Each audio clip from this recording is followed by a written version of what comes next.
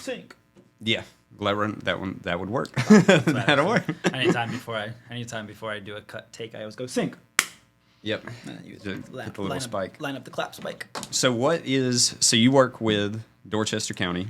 I work with Dorchester County Emergency Management, the county right above Charleston, next to Berkeley, Charleston, Orangeburg, sandwiched between all the little coastal counties in the Low Country region.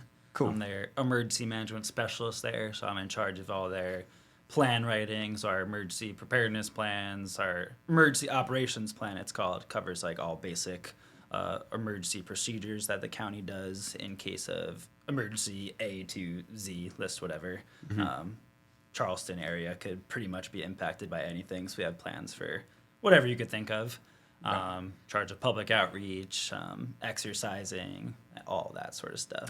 Like working out with people? Oh, yeah. Push-ups. Push-ups, exercising, and once we write those plans for, say we have hurricane preparedness plan that we're writing, or a hurricane response plan with our county, we bring in all department heads from our county, different organizations within the county to all come together and practice, sort of talk through the plan and go through a situation and sort of, hey, how would we, if we got 10 feet of storm surge going up the Ashley River and it's flooding this neighborhood, how would we respond? That sort of thing is what I mean by exercise. Is everybody ready? But we also do push-ups over and over again. Every time I get something wrong.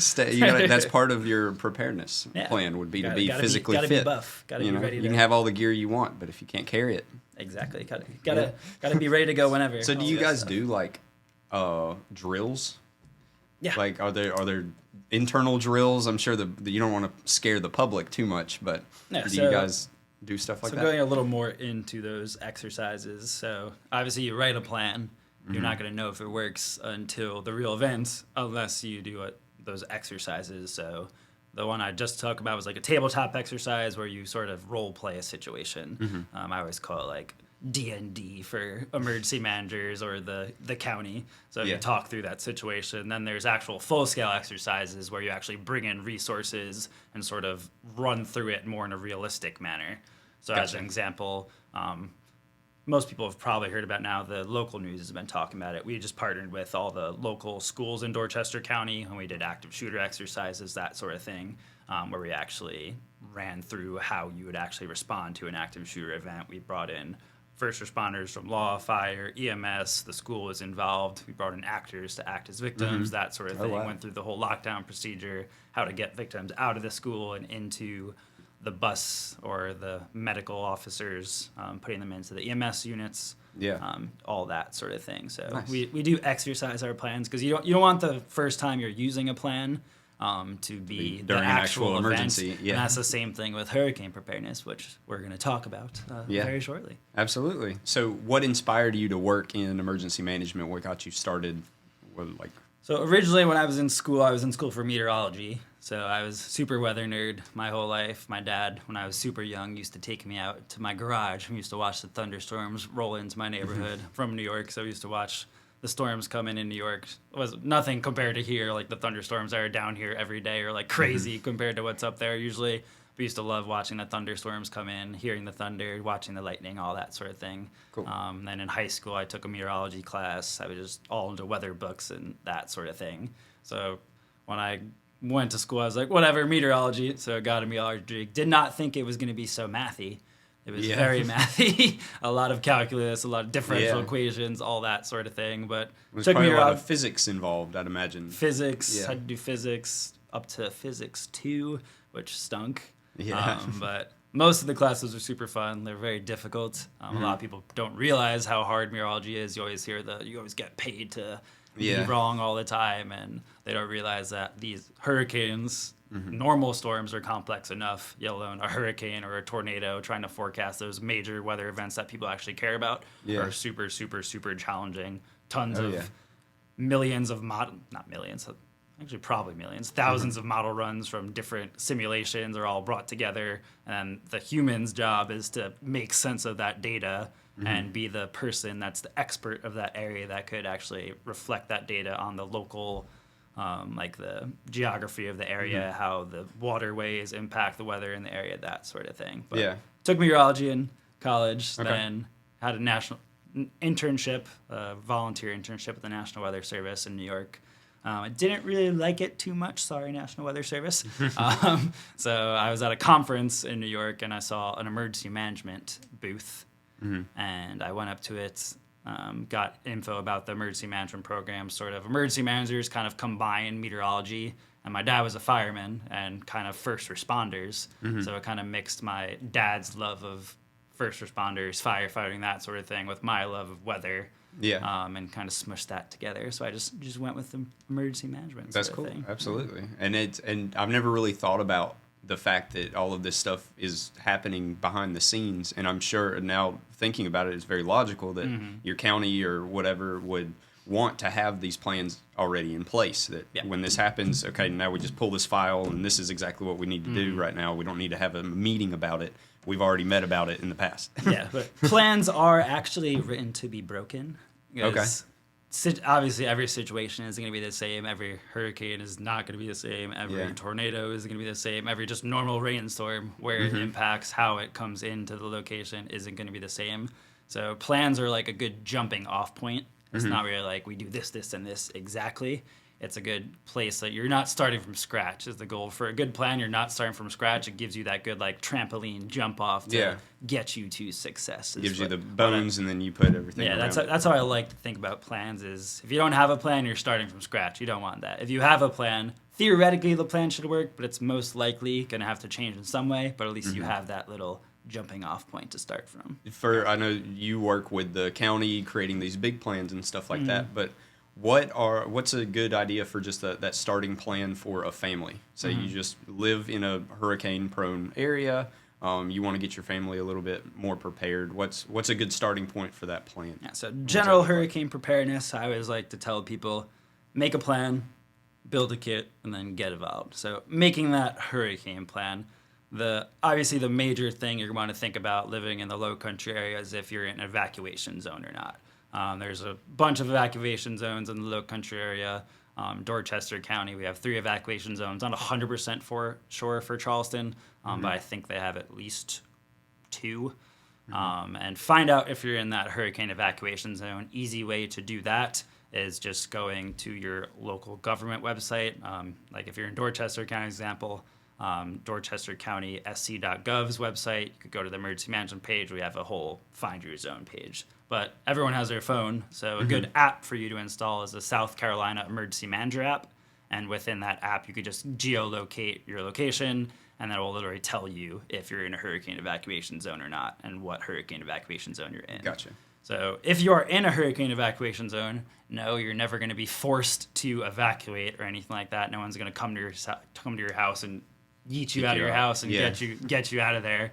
It's never going to be announced as a mandatory evacuation or an optional evacuation. It's always just going to say there's an evacuation for zones A to F as an example. And if you're in those zones, you're expected to evacuate. Okay. So the first thing you're going to do is find out if you're in that evacuation zone.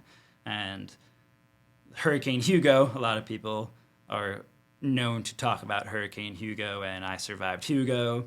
Hurricane Hugo wasn't the worst case scenario, so talking about not leaving just because you survived Hugo is pretty silly. And just because one storm may not have impacted you doesn't mean the next storm isn't going to impact you. So finding your zone, and really the purpose of evacuating is not only for your safety, because one storm may be a terrible Category 3 storm, your house may be fine, and you left, and now you're upset because you left for no reason.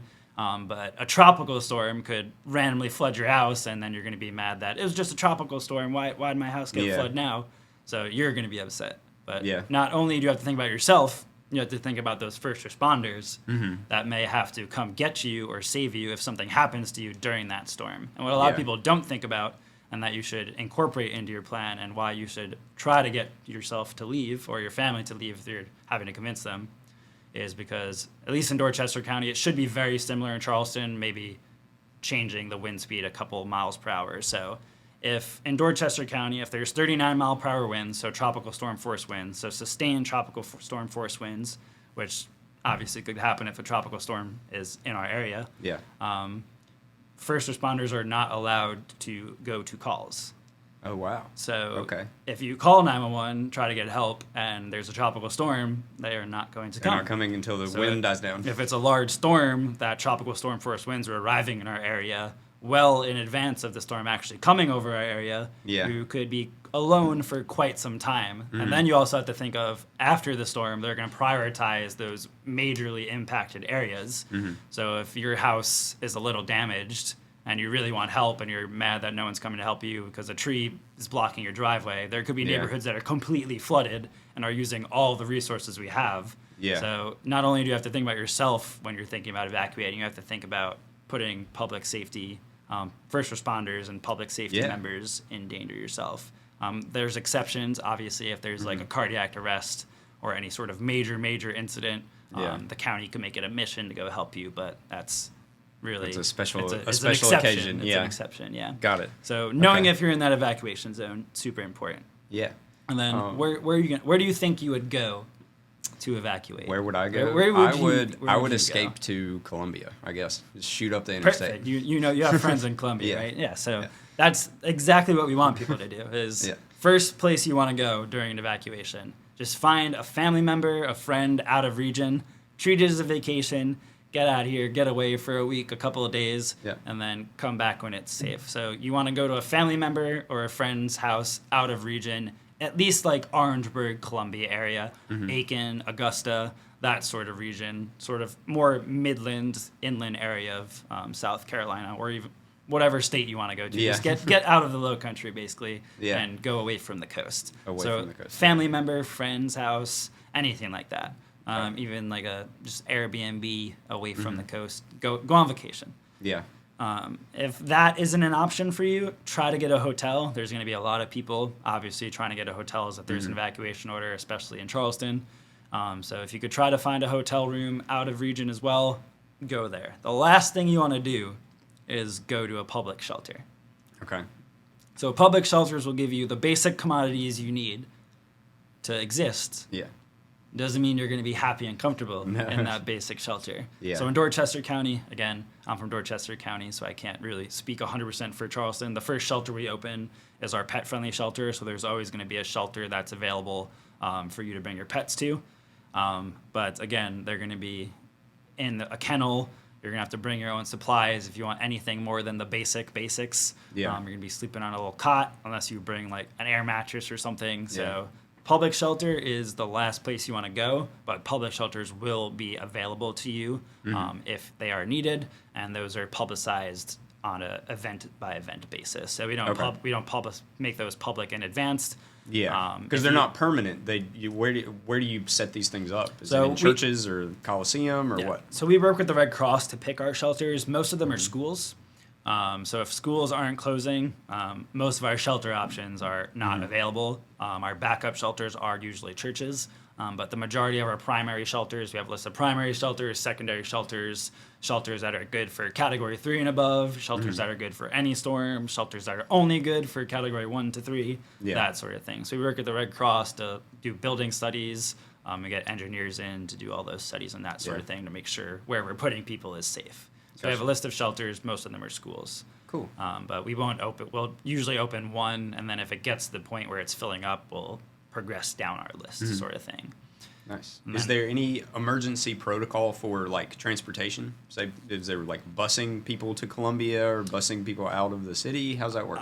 So for busing people to Columbia, not that I'm aware of. I'm sure I could look that up, but off the top of mind, no. What we do offer, we could, if you make us aware in advance. So DHEC works with any sort of special medical needs. So if you're at home with oxygen or you need dialysis or anything like that, we suggest you call DHEC in advance of any storm and make them aware of your needs. And then, if necessary, DHEC will open a special medical needs shelter for those folks that need help.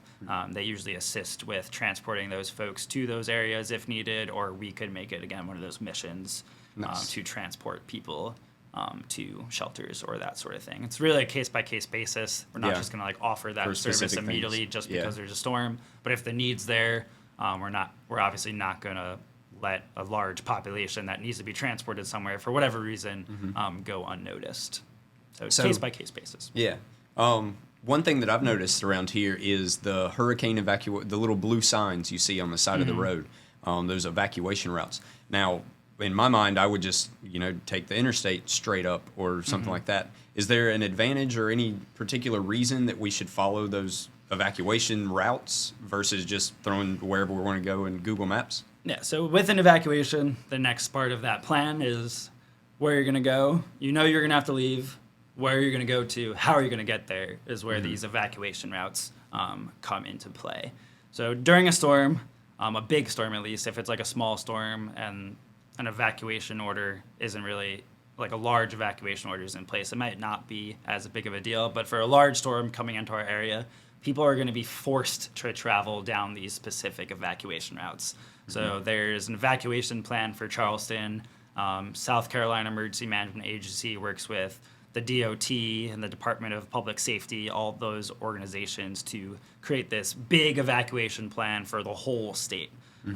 We have meetings every year to update that plan, update traffic control points, that sort of thing. So there's already preset traffic control points that are going to be in place during an evacuation, including that reversal of I-26 if necessary.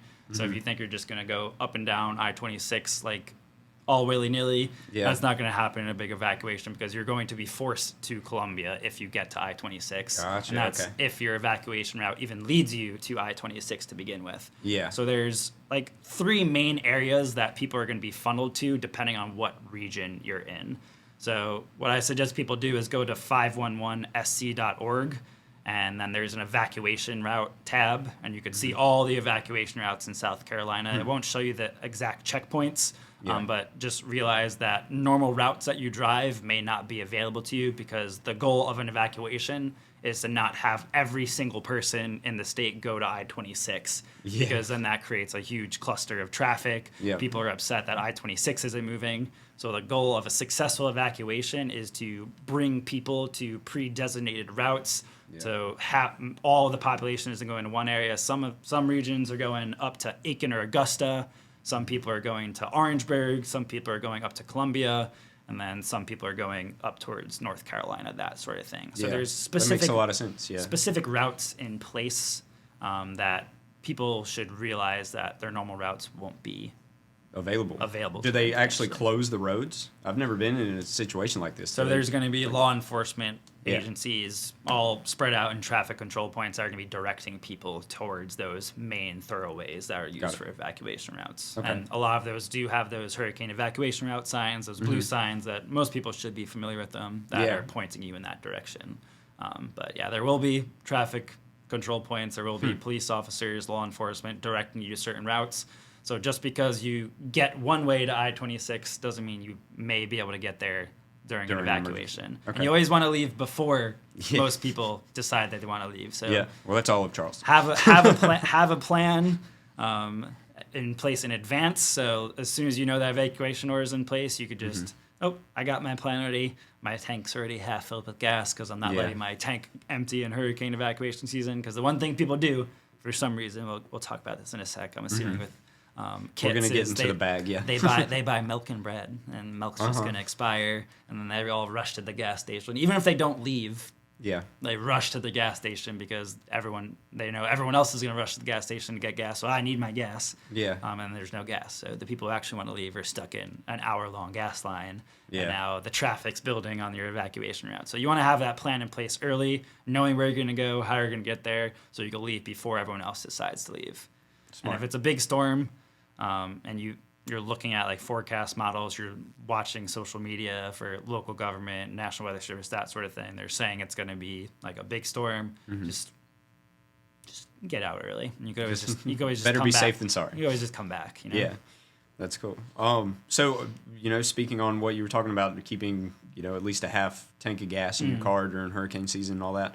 What are some other things that most people have? They understand the idea of a first aid kit, and maybe a blanket and some waters or something. But is there anything that you think is specific that people that don't think about that they should put into their car, just keep in their car, put in their go bag, whatever? So a lot of what people don't think about is we all have that phone in our pocket that has literally the contacts for everything.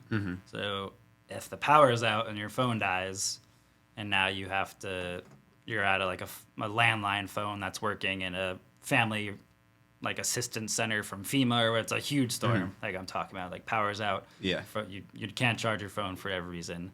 Now you have no idea how to contact anybody.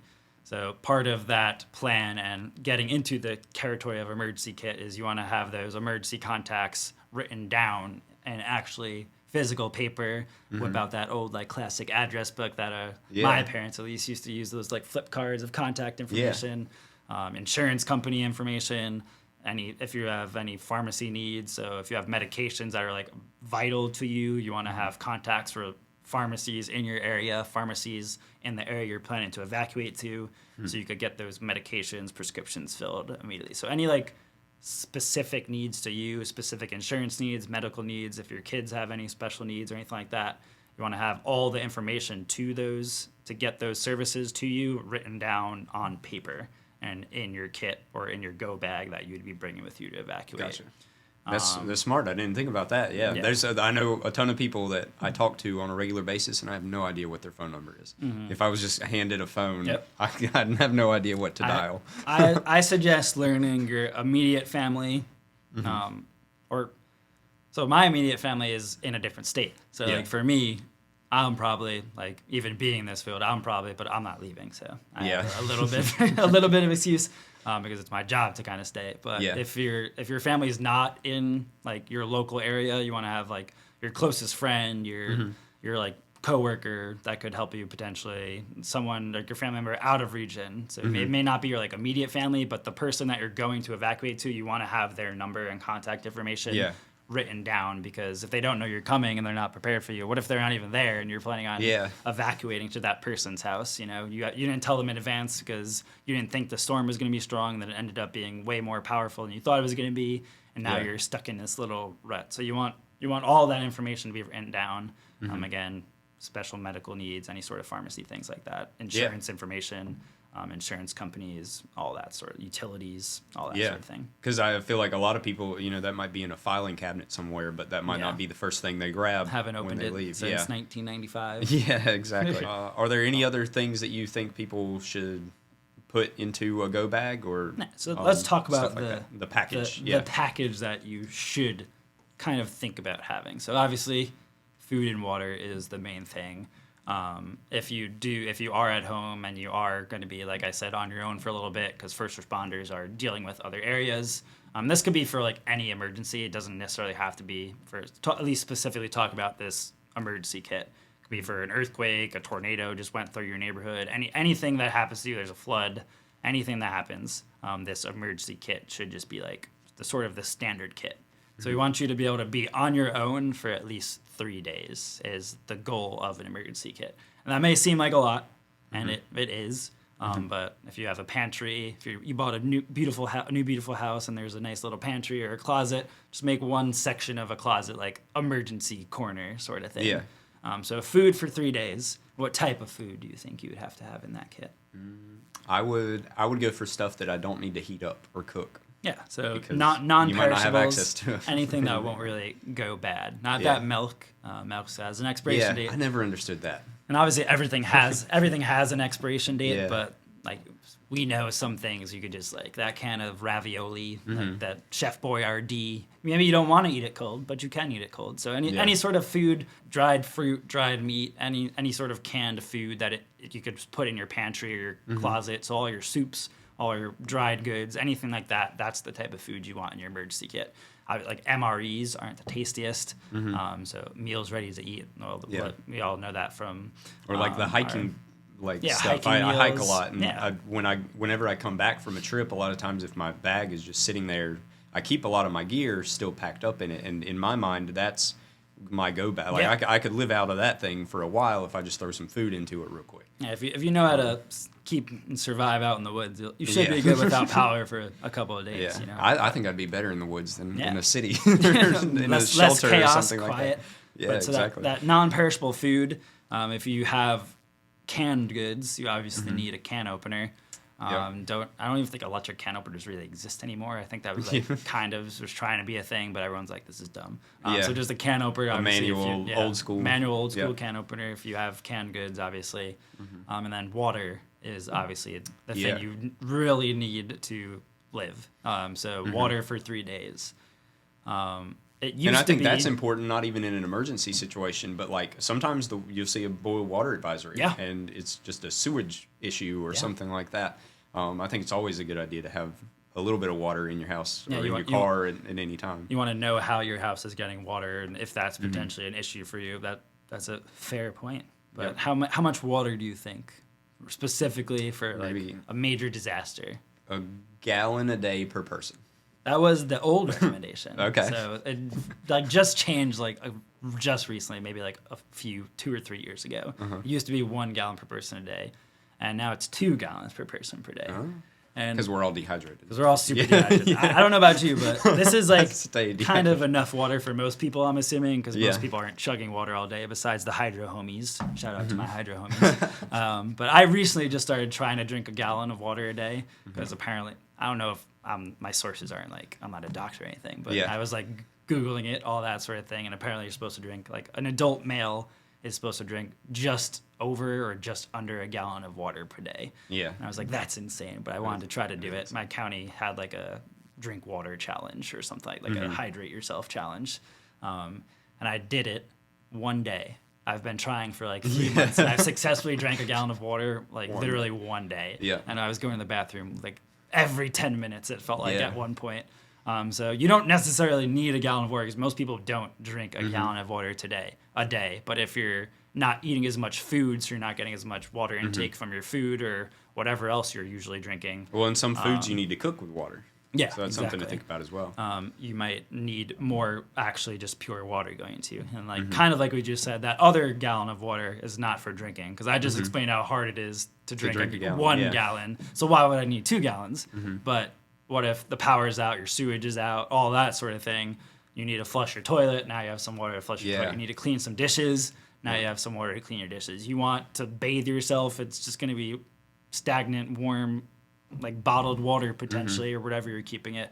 Now you have something to wash your hands with, or all sanitation needs is what that other gallon is for. Gotcha. Okay. And That's what smart. do most houses have? Like a big bathroom, right? With like a tub. Usually, most places usually have a tub. I'm assuming it's like the I tell my girlfriend to put water in the freezer because if the power goes out, now you have more ice in the freezer than you would normally have, and then when it melts, you got cold water to drink. So that sort of thing. That works. And then what does your household look like, Raj? Are you just a single man, just living by yourself? Do you have a roommate, anything like that? No, I live with my family. So you're a family. Yep. And So I have different we have ages. We have 2 dogs and a couple like fish. That's what reptiles I was. and That's stuff. what I was. Yeah. With. Pets, kids, more elderly folk. That again, those medications. You want to have extra copies of your prescriptions in your emergency kit.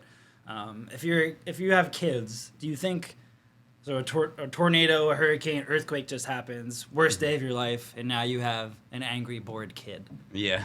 So maybe throw like a board game in there that a kid has never seen, a toy that a kid has never seen. So it's kind of a new, exciting thing for the kid to get distracted with for an hour or two to give you some peace and quiet for a little bit while you're trying to figure out your life. So don't forget about your kids. Any toys, games, food, anything that your kids love, try to add a little bit of that in your kit. So the kids are at least happy while you're trying to figure out what to do with your life for the next couple of days. Nice. Same thing with your pets.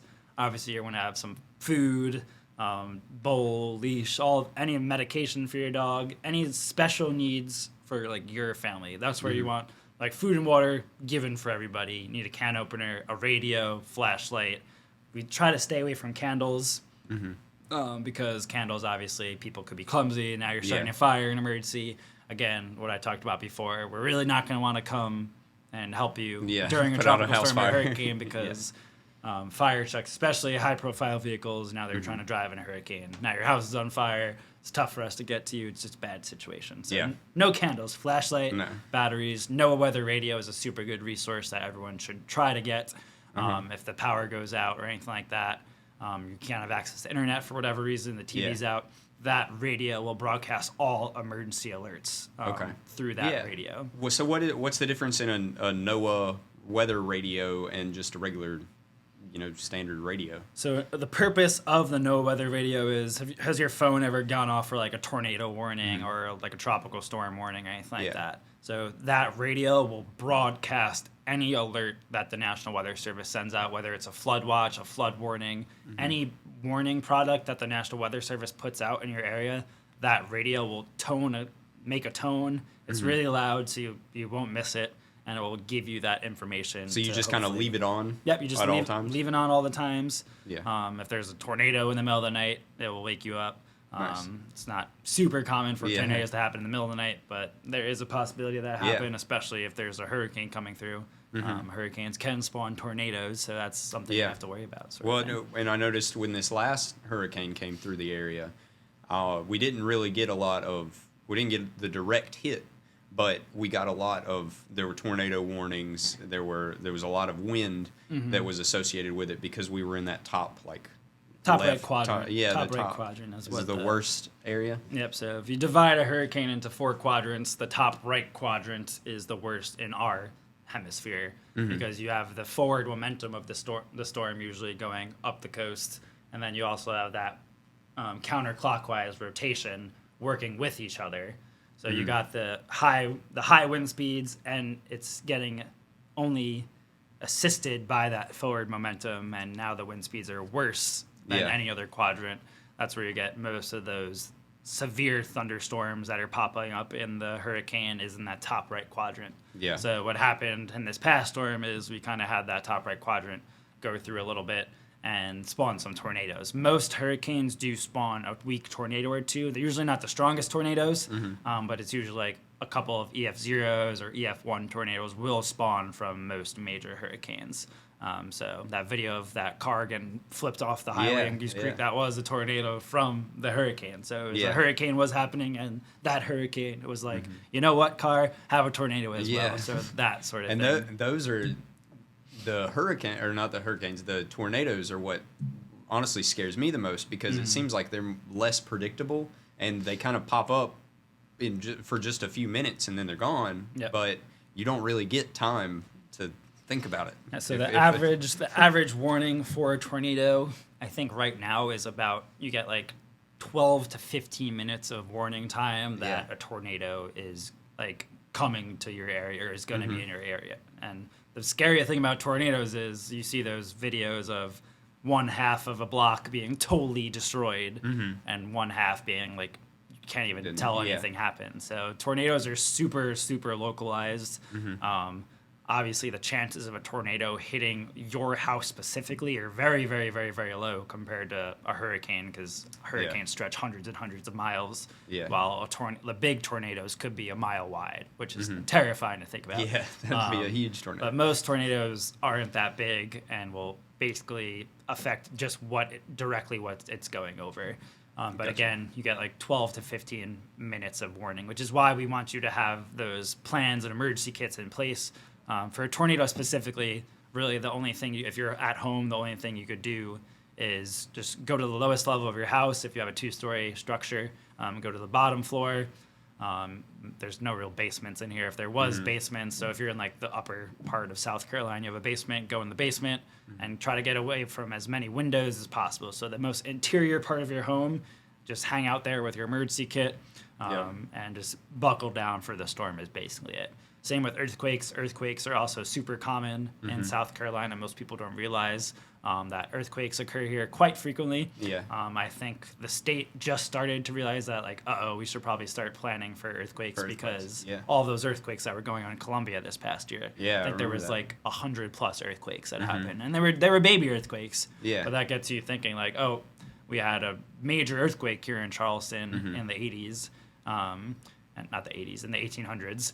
And it wiped out Charleston, basically. If that happened now... I didn't even know about that. Yep, I think it was I might get this wrong. I think 1886 is the Charleston earthquake, wiped out a good chunk of Charleston. And if that were to happen now, there'd be billions and billions of dollars worth of damage. If you live in Charleston specifically, you're basically going to be living on an island that's going to be not able to be reached by most means. Well, and if the bridges go, I mean, there's only like 3 or 4 bridges And going. they will major go. bridges. Liquefaction is basically when the soil turns. You could kind of think of it as like the soil turning to quicksand because the rumbling of the earth causes the water in the soil to come up, and then sinking of buildings, all that sort of thing. That's so crazy. earthquakes, tornadoes, hurricanes, all that stuff you got to think about. And that emergency kit Helps with all of that. helps with all of them. Yeah. Phone chargers, what I like to say with emergency kit, there's the list that you could find. You could go to hurricane.sc.gov is a super good resource for you to go into for hurricane preparedness specifically. Teaches you all about hurricanes, evacuation zones, evacuation routes, what to put in a kit, how to build a plan. All that's easy accessible, hurricane.sc. But if you don't make the plan in advance, it's useless to you. You're making it up as you go, loading Yeah. a bag while you're trying to leave the house and wrangle kids. That's not what you want. Yeah, totally. And earthquakes. Is there even a way to predict that an earthquake is about to happen, or does it just kind of... So earthquakes, no warning. Yeah. You just That's wild. drop, cover, hold on. So if we're in this room, we literally just go under this Get table, under the table. cover your head, and then wait it out. If you're like in between being outside and inside, you do not run outside because if part of your building is falling down, you don't want to be crushed trying to run outside. If you're in a doorway, just literally just cover your head, hang out wherever you are. Basically, with an earthquake, stay put. You just stay put and cover your head. Gotcha. If you're outside, you want to run away from structures. So if like you're already outside, don't go closer to a building. Yeah. Obviously, get away from as much trees, structures as possible. But earthquake happens. Gotta... Tornado, you got 10 to 15 minutes. Yeah. Hurricane, you got days. a couple of days. And don't earthquakes normally come in like groups? Yep, Or there's so one and aftershocks, multiple? they're called aftershocks. So especially major earthquakes, there will be so if like a magnitude 7 earthquake, the Charleston one in the 80s, not the 80s, 1886. The 80s of 1800s. Yeah. I was still kind of right, I think. Yeah. I think I'm right. We'll fact check that. That earthquake was a magnitude like 7.2 or something like that, around magnitude 7, which is a major earthquake. huge, brings down buildings, felt for hundreds of miles away. Like you could feel that in New York. That's how big that earthquake is. Like your table might go like in New York. You'd be like, "What the heck?" That was in Charleston. That was a major earthquake in Charleston. But if that were to happen, your house is hopefully pretty sound because it's going to be. That's the worst case scenario for this area. Most people don't think about it. The earthquakes? Is the earthquakes. And earthquake insurance is a thing. So your normal homeowner's insurance will not cover earthquake damage. Yeah. So if you are a homeowner, a new homeowner, earthquake insurance is the thing you might want to consider. It's not crazy expensive, but it's like not cheap per se, but earthquake damage would not be covered by homeowners insurance. Same with flood damage. Yeah. So if you're in a hurricane evacuation zone, if you're getting a loan, it's mandatory for you to have flood insurance. But if you pay off your house completely for whatever reason, if you got a lot of money, congratulations. But I would still suggest getting flood insurance. Yeah. You could look at floodsmart.org.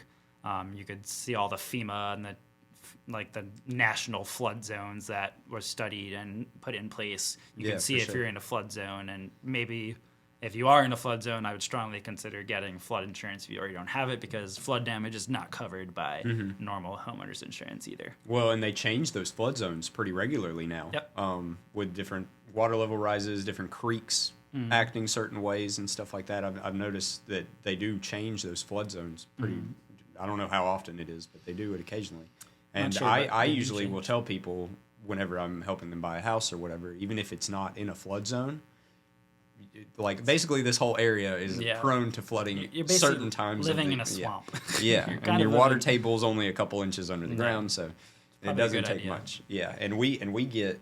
I've never seen so much, like, because I grew up in the upstate of South Carolina, and down here we'll get 3 inches of rain in like 45 minutes. Yeah. And I'm like, that's That's a insane. lot of rain. It's a lot of rain really fast, and that's what like causes those.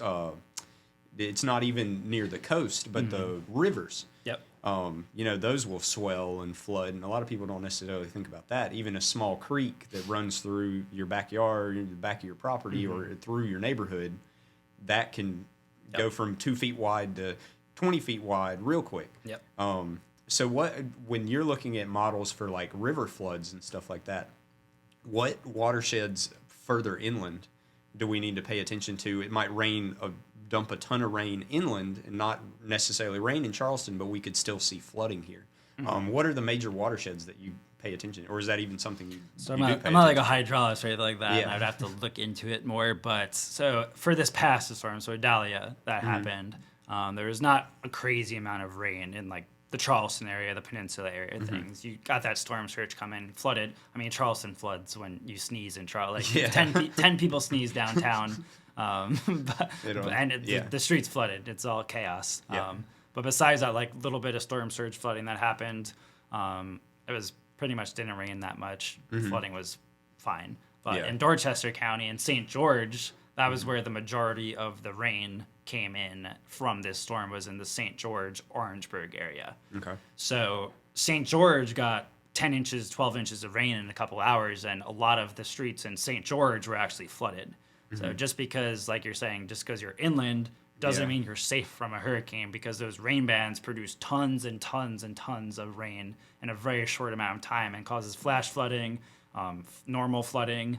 And like you said, with those waterways, now it didn't rain a lot in Somerville or Charleston, but a major concern with us during that storm, and we created a plan for it, was now we have to worry about the Edisto River flooding, because that watershed and those waterways that feed the Edisto River are all draining into that river now, and you're adding 12 inches of water into that river real quick from everywhere. So the Edisto River went from completely normal levels and actually like lower than normal to almost major flood stage in like 2 days. Yeah.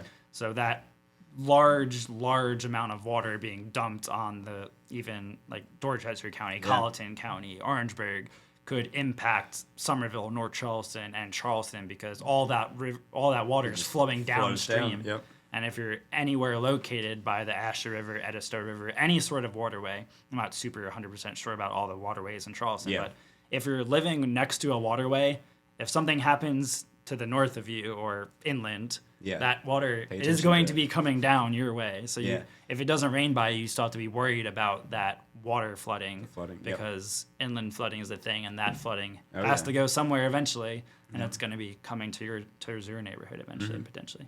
That's very important to think about.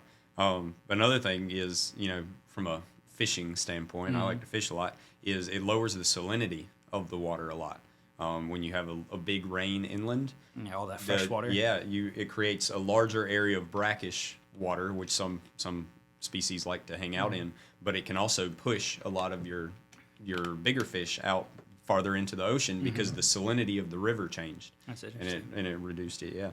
And I know one issue that happened with Adalia is the way that it hit and the timing of it. It hit during one of our king tides. Yep. So that played into it. We had a 7-foot plus tide swing, and the storms, another 3 feet of storm surge on top. So we had essentially close to 10 or a little bit over in some areas, 10-foot tide. That's where that storm specific, it really that was just a tropical storm, weak Cat 1, maybe. I don't know the 100% specifics. I think by the time it hit us, it was just barely like on that edge of Cat 1 tropical storm. But that king tide made the flooding much worse than it would have been if it was just a normal tide cycle. So that's things that we consider as the tide cycle. When this storm gets here, what is the tide cycle going to look like? Is it going to be that king tide? Is it a normal tide? Is it 4 o'clock? Are people trying to get home from work? Is it the middle of the night? People are all home. All that stuff is taken into consideration when trying to prepare for these storms, whether an evacuation should be called or not. So we get afternoon pop-up storms that can be severe enough during a bad time. If you have all these things pile up and all these variables pile up, we can have an emergency in the middle of an afternoon, even if you wake up and it's sunny. And you mentioned flood zones changing. A good thing that reminded me. There's actually a hurricane evacuation study going on right now. They happen every couple of years. I forgot the exact time frame, but that's when they look at new population data, new just population data from the census, all that sort of stuff, and they send out surveys to the public, how they react to storms, how they prepare for storms, their familiarity with storm preparedness, all that sort of things.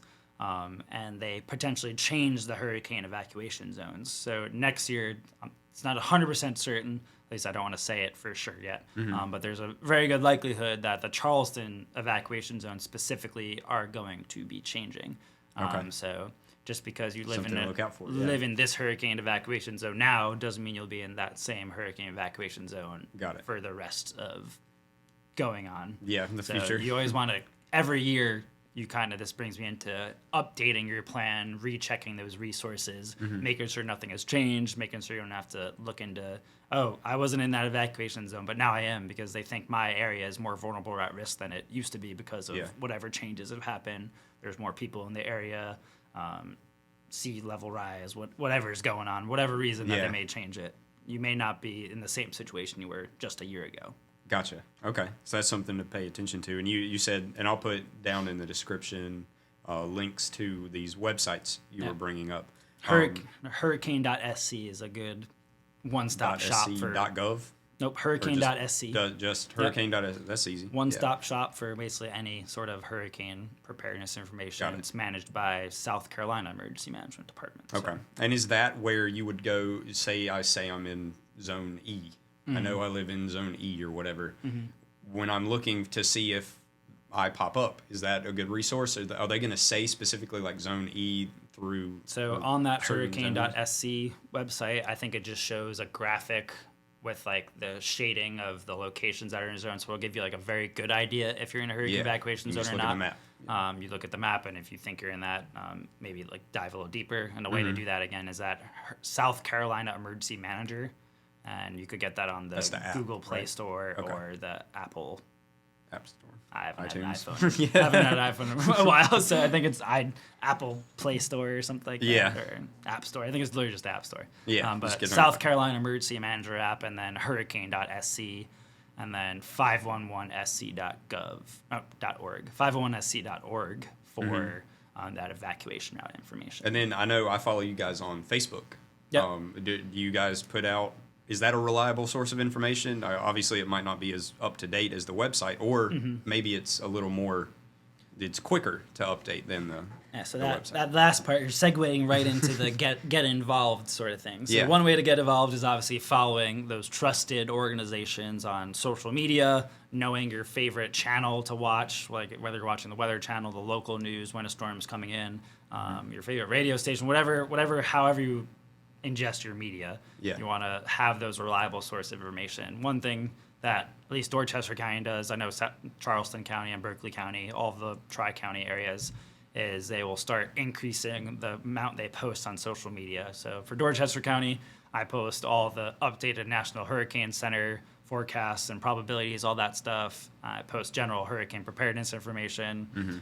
Any sort of watches and warnings, I'll also share from the National Weather Service, National Hurricane Center, all that sort of stuff. So your local government, your local emergency management office, they may run it only through your government social media, or the emergency management might do it themselves. But it's slightly different between each county. But if you're usually following them, you should know how they change that. So your local government social media, National Weather Service social media, National Hurricane Center, all those government organizations that's where the news stations get most of their weather information from the National Weather Service, because they have all the scientific models, all the funding for those models. So all the data that they're getting is being pulled from their models and maybe interpreted in a slightly different way. But at least for hurricanes, everything's coming from the National Hurricane Center, and then is being even refined even further by our local forecast office in Charleston. So we send out only official information from the National Weather Service, because that's where everyone else is getting their information from. So why even attempt to make any guesses? Don't make it up. It's hard enough for them to do it. So I'm just going to share what the professionals Well, and then are you're getting the same information from multiple sources. If you started getting different information, you don't know who to trust. You want to have multiple ways to get the information too, so that no weather radio, radio, phone, TV, all that sort of thing you want to think about. Nice. Yeah, and that's something I think you guys do really well, is during, like, I follow you guys on Facebook, I see your posts and stuff, and when there's not an emergency going on, you still post engaging and, like, humorous content a lot of times. Yeah. That's interesting. It's entertaining to see that. Plus, I think engaging with those channels and creating engaging content in between those emergencies increases the chance that the algorithm is going to pick you up those when you dreaded algorithms. Yeah, when you post an actual emergency, you don't want it to go to just 5 people. You want it to be sent out there. At least my philosophy of things, I won't speak for Dorchester County itself, but like I run the emergency management page, and like you said, it's emergency preparedness doesn't really change that much. It's like, again, build a kit, make a plan, get involved, like follow us on social media, have ways to get information. None of that really changes. Like the getting involved part may change the most. There may be different initiatives happening or different social media. Who knows what's coming in the future with technology wise, but it's fairly stagnant. It's a stagnant field. So again, we want to try to at least make it a little bit entertaining and change it up a bit, so it's not like the boy who cried wolf and the boy who said the same emergency preparedness information 100 times per year on his social media website, and I don't care about them anymore. So I'm trying to make it at least a little exciting for people. We made a beer last year that's actually going national now. It's a hurricane preparedness beer that has that hurricane.sc website. There's a QR code on that, and now it's a national QR code. So we'll take you to whatever state you're drinking the beer in. It's going to bring you to that state's hurricane preparedness website or that state's preparedness website. So yeah, that's really good. That's an awesome communication channel and just like super creative. I think that was a really, really cool thing. And local businesses are very, I think, in my opinion, very underutilized in like partnering with local government, because they're a great resource. That's where your community members are hanging out, talking, getting their information, getting their goods and services. So why not work with those organizations to make some good initiatives, you know? Yeah, for sure. And so I know at least on the Facebook page and stuff, I see you communicating with the South Carolina emergency, the person that runs that. Are y'all like friends? Do you coordinate what you're going to post, or how does that work? Like Usually it's like we give each other like a little heads up. A lot of times it's organic though, and I see one of their posts and I just make a comment on it. Riff on it, yeah. Everyone thinks we're like a relationship now, so we just kind of riff on each other and anything to, like you said, get people engaged. Yeah. Well, I love the content. the memes that you post, because it would be so easy and I feel like most county and like government ran Facebook pages are very like corporate, like this is a press release from X organization or something, but you guys make it funny and engaging, and I really appreciate There's a time for that, like you said, but there's also a time for, hey, this is the information you need. This is the information. You all know the information. Now let's have like a little fun with it and still educate you at the same sort. I always try to make it a little bit educational. Like, even if it has nothing to do with anything, I'll throw like a little preparedness like information into it just to throw something out there. But like I try to make it at least educational in a fun way. Yeah. Yeah, that's awesome. I think you do a great job at that. Thank you. I think that's awesome. What have you learned, or what were some like misconceptions you had about the job before you started? Like, depending on where you are, the emergency management agency will be like more hands-on or hands-off in like operations side of the thing. So actually like helping out with response and that sort of thing. I had an internship with New York City Emergency Management, and they have hundreds of employees, and there's a whole operations section that goes out to every single like major call in New York City. There's always an emergency management person there. Berkeley County is kind of more ops focused, and they like assist their first responders in actual on the field operations.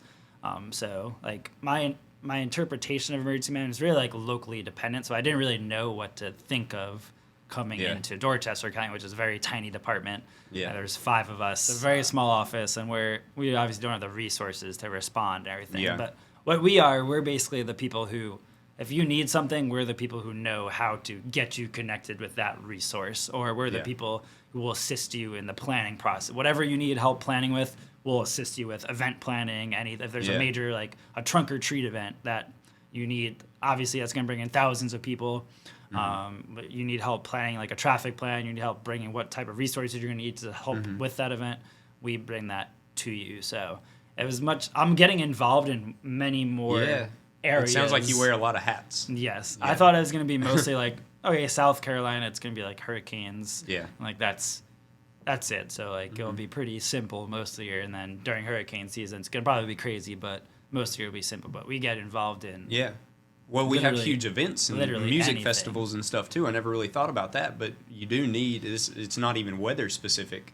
It has nothing to do with weather, but Yeah. you still need an emergency plan for if a fire breaks out Yeah. in the middle of this crowd. How are we going to deal with these thousands of people North Charleston Coliseum, trying to run somewhere? Thousands of people there for events every week. I'm assuming Charleston County Emergency Management has some sort of plan. Yeah. North Charleston Emergency Management has some sort of plans to deal with all that sort of thing. Mm-hmm. So it's definitely a lot more broad than I thought it was going to be, which is good. I'm Yeah. getting my hands, like I have a drone license. I help like run the county drone program, that sort of thing. There's a lot That's of cool. stuff I have my hands in, which is interesting. That's awesome. Sounds like a very interesting job. Yeah. But yeah, is there any other? I guess we can kind of wrap it up. Is there any other information? We went through the whole make a plan, put together a bag, and get involved. That's the main. The quick refresh. Yeah. The make a plan. So, if you're in a hurricane evacuation zone, find that out. That should be step number one after listening to this. Find out if you're in a hurricane evacuation zone. Yeah. Then find out where you're going to go if you're in a hurricane evacuation zone, and then how you're going to get there, and then all that important contact information you could bring into that plan. If you have kids, obviously, if you're separated, where are we going to meet before we, like, all that sort of stuff that goes in your plan. And then building that kit, again, food and water for 3 days, 2 gallons of water per person, and then non-perishable food, batteries, flashlight, all that sorts of thing. Then whatever your specific needs are, go into that plan. That kit. And then get involved, have multiple ways to get emergency alerts, follow us on social media, follow National Weather Service. There's CERT programs, Community Emergency Response Team programs, which I haven't talked about yet. But that's basically a free program. It's like a 7-week program, usually once a night or whatever day, if it's on a weekend, once a day. Yeah. That basically trains community members to be able to be self-sufficient on their own, like after disaster, teaches them disaster medical, basic preparedness, search and rescue tactics, all that sort of thing. Yeah. And most counties have a CERT program in the area, so you could look under your local county website, see if they have a CERT program, completely free, great information, usually hosted by local first responders and emergency managers, super good. And then That'd be awesome. I guess one thing that I kind of mentioned, that cone of uncertainty graphic, that's like the spaghetti models and the cone of uncertainty are always those main like wow graphics that broadcasters put on their like news channels. Yeah. So that if you look at that cone of uncertainty, when you see that graphic, what do you immediately think of? Usually it's like days out, and just my experience with meteorology and like watching news and stuff, and especially here in Charleston, I don't have much faith in it. Yep. So that most people either take that graphic too literally and say, "Oh, I'm not in that cone. I'm not going to be impacted by this storm at all." Yeah. Or, like you said, they don't trust it because it changes so much. And again, Yeah. if you're in the 5-day, anything more than 3 days out Yeah. is kind of like sort of, it's not up in the air. There's obviously science behind it. Yeah. But 5 days out, it's very, very difficult to forecast a hurricane 5 days out, especially if it's making landfall before that and getting interacting with land or interacting with whatever upper atmosphere forcings are happening. But 3 days out is pretty good. It's not going to change too drastically, but again, it will shift left and right and curve a little bit more than it has maybe. Yeah. But that cone literally has nothing to do with anything besides where they think the middle of the storm is going to be. Okay. So that's all that graphic is where they think the middle of the storm is going to be up to 5 days out. And again, past 3 days, kind of like They're just hoping. it's Yeah. statistically going to be correct 2/3 of the time. So Okay. 1/3 of the time, the center of the storm is going to be outside of that cone. Oh wow. Okay. And then every year it shrinks and shrinks, but But 1/3 of the these storms time. are huge. Yeah. So if the eye is in Charleston, it might still be storming in Beaufort. Correct. That Yeah. that is the point when literally big hurricanes could stretch 400 plus miles. Or tropical storm force winds could be out of the center of that storm. So Yeah. like just because you're not in the cone is super tiny. You could pop it up on the screen right now. Yeah. So We'll you have pop that. it up Yeah. and like right close to the storm, that cone is like it's like this big. It's so tiny.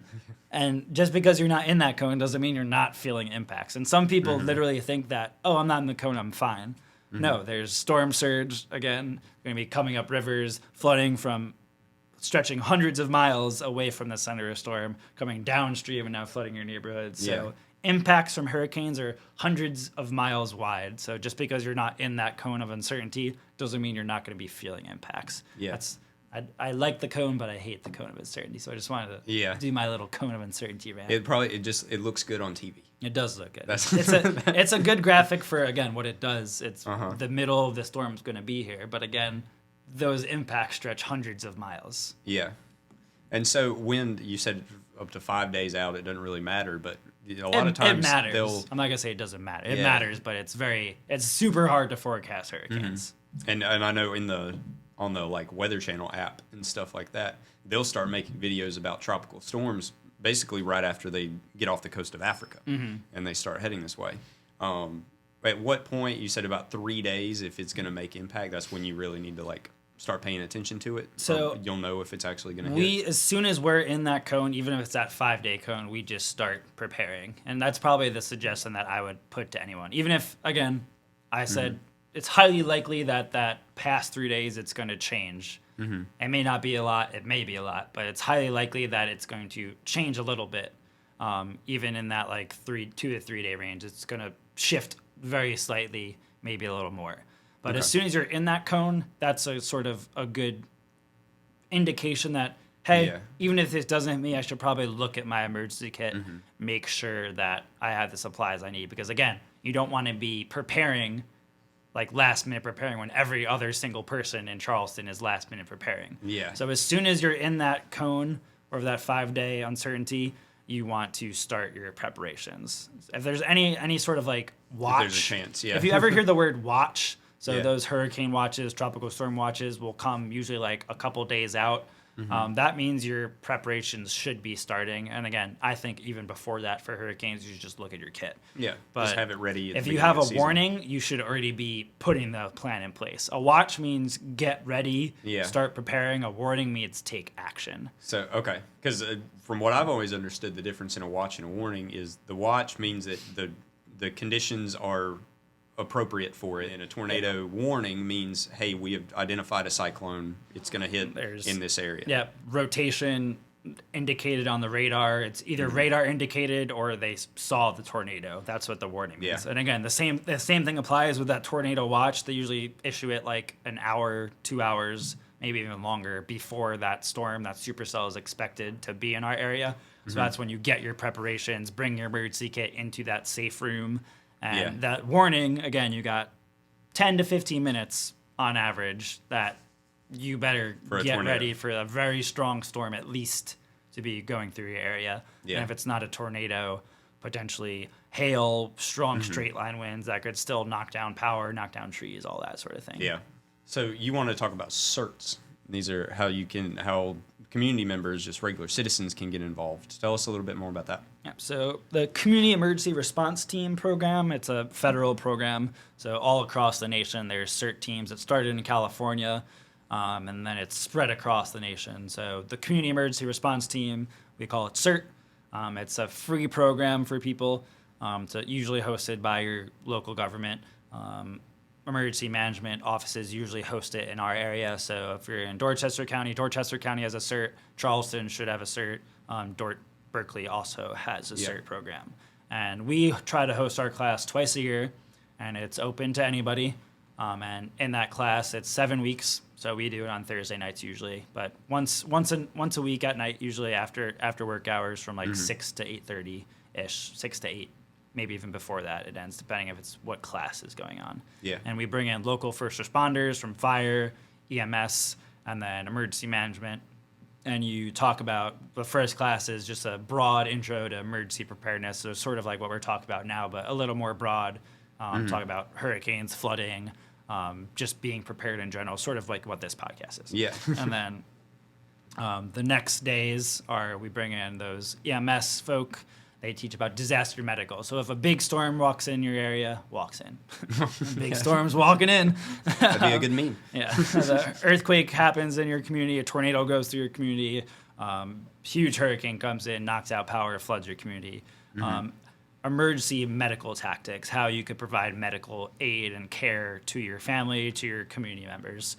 until those actual first responders to get here to your neighborhood. The goal of CERT is to make communities and members of your community self-sufficient until first responders and more resources could be brought into your area and actually assist you. So you're basically trying to like build little mini first responders that could assist our neighborhoods. That's awesome. Coosaw Creek in North Charleston is a super good neighborhood. They have a very active CERT team and security team that have taken CERT classes, and they're a super prepared community. And that's kind of the goal, is to like have a couple people in each community come, and then they start their own sort of safety teams in their community. Yeah. Well, and a lot of these neighborhoods have specific like Facebook groups and stuff. So I think that would be awesome, being a CERT member, or is it a member? What do you get you get like a certificate at the end that you're a CERT member. We give you an ID card.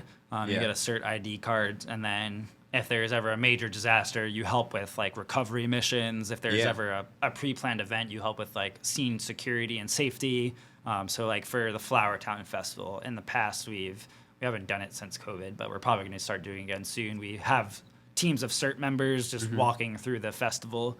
And then if undercover emergency response. Yeah, sort of like undercover emergency responders. And if anything's happening, they radio in to the command center and say, hey, this is happening. Or they provide like quick medical aid to people until EMS can arrive. Or that's awesome. They give people water, traffic control, that sort of thing. So sounds like good skills just to be a good citizen. Yeah. And then if there's like, obviously we live in the low country. Charleston's more populated, but in Dorchester County, like the St. George area, all that Reevesville, all that like area of the county, people get lost in the woods all the time, and people go missing. And we do search and rescue operations, and CERT members are the first people we would call if we have a large search and rescue mission that we need extra volunteers for. We pull from our CERT team. They're trained in that search and rescue operations during the class, so they have a little bit more knowledge than the general population. So they're obviously the people we want to bring in first. And then if there's ever a big storm, again, disaster operations, we help run pods, points of distribution. So if there's ever a large disaster, usually we partner with churches, schools to bring commodities to people. So food, water, blankets, clothing, potentially. That's basically like drive. Like, have you ever been to like a gift drive, you drive through and you give you a bag of supplies, you get a gift, or drive through, you get a bag of supplies. Like, that's what a point of distribution is. You get those basic commodities after a major disaster. Like, we pull them in to help with that sort of thing. Yeah. So being a CERT is like being a professional volunteer. Yeah, like you've already been trained for some of this stuff. Yeah, you're an official CERT member, and we like kind of vetted you in a way. We trust you. You're trained more than the average citizen, and you're the first people to call if we need volunteer help, basically. Yeah. Nice. That's awesome. I definitely want to get involved with that. I think that'd be cool. Come on down. I'll teach you. Yeah. Because, I think it'd be super helpful. And I'm thinking in my neighborhood, I'm pretty involved in my neighborhood's Facebook group and stuff. So if I get information from the National Weather Service or from you guys and I share it into that group, that could be super helpful, just being a point of contact for some people, because a lot of people aren't going on the websites. They probably aren't going to listen to this podcast. They're not, the majority of people aren't interested in an emergency until it's happening. Yeah, and then they get mad. Why didn't you do anything? We're trying, but no one's listening beforehand. And then, obviously, at least for Dorchester County Emergency Management, I'm sure Charleston and Berkeley and all the Tri-County areas the same way. But if REMAX wanted to bring all their employees in and like have one of us come and do a talk on whatever topic for weather, emergency preparedness, whatever topic of preparedness that you want, we could come out and do preparedness talks to the public. If you have an event that you want us to come set up a tent at, set up a booth, most local emergency management departments will be happy to spread the word of preparedness. That's huge. We're not trying to spawn crazy preppers like that prepper show, that insane prepper show that's on like National Geographic or whatever. Yeah. Like, there's a difference between just being prepared for a disaster or like taking it. Well, having a couple days worth of food in your pantry isn't necessarily prepping, but I think it's just an intelligent thing to do. You should think about it before it happens. We're just trying to get people to think about it, at least, and just be prepared. I think the mindset behind it is important as well. Yeah. Getting all of these things in place, preparing ahead of time is going to make it where you're not panicking in the situation, which I think is one of the worst things people can do in these situations is to panic. That's how you get road rage with everybody trying to leave at the same time. They haven't had a drink of water in a couple hours and they're freaking out, and just preparation can prevent panic. And even if you're in the field, like first responders, you still have to, like, what about your family? Yeah. If you're worrying about your family when you're on a big hurricane just went through, and I didn't prepare my family, like what is my family back home? Yeah. What's my husband doing? What are my kids doing back home? Or like, are they okay? Is my power out in my house? Yeah. So like in Dorchester County, and again, Charleston. And when I say Dorchester County, it just works. shove it to the rest of the Yeah. counties. But we try to emphasize for the people that are going to be working during these storms, and in our emergency operations center, that's where most of the employees will come that are working. Obviously, the people that are out in the field will be out in the field. Public Works, Water and Sewer, Fire, EMS, all those people are out working during these storms. We emphasize that you have to have your family prepared beforehand too, because if you're worried about your family during all this, you're not going to be performing. You're not doing your job. Like we need you to Right. perform. Yeah. This is an emergency, but you're still being impacted yourself by this emergency. So even if you are a first responder, this stuff still applies to you. You have to have your family ready. If they're not working with you, you have to make sure they're all set to go. So no matter what field you're in, no matter how high up in like the preparedness, like if you're the FEMA's like top gal, like even she has to make sure her family's prepared. Like everyone has to be prepared. And like you said, I think this was a super important point, that preparedness, your checklist of what you need to do could change situation specifically, and depending on what's actually happening. So just having that base is good, but knowing what you need to do in certain situations, is important as well. Being able to make those calls exactly as you get there. And it only takes one is a thing we like to say, because going back to Hugo, that I think Hugo had. So the hurricane season that Hugo occurred, I think 11, it was like 14 or 11 named storms. Again, you could pop up that fact right there. Yeah. But it was not a very active hurricane season. But one of the only major hurricanes that happened that year went right into the Charleston area. Yeah. And then in 2020, it was the most active hurricane season on record. But the only storm that even remotely came close to us was Isaias. And it just went right off the coast. Maybe it was a windy day, rainy day for some people, but that was literally it. But if you're in Louisiana, they had 4 hurricanes. I think it was 4 hurricanes go back to back to back to back into Louisiana in the Gulf of Mexico.